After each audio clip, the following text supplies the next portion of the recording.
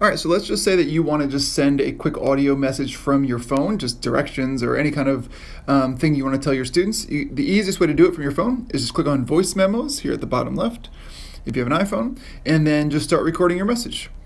So for today's assignment, make sure that you're really careful about section B because it can really trip some people up, yada, yada, yada. And then just stop. And then the three little dots kind of on the left here, you click there, and then share.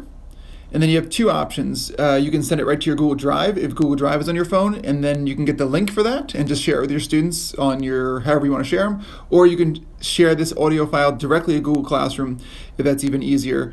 So you just click on the Google Classroom app, and then it will go right to it.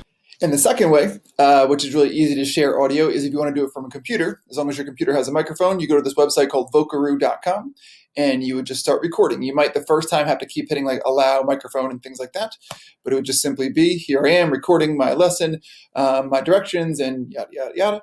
And you can just hit stop and then save and share, and it'll give you a link. And you can just share that link with your students on Classroom or however you want to share it with them. So those are two really easy ways if you just need to simply give verbal directions or verbal lessons or anything like that, that you can easily share it with your students.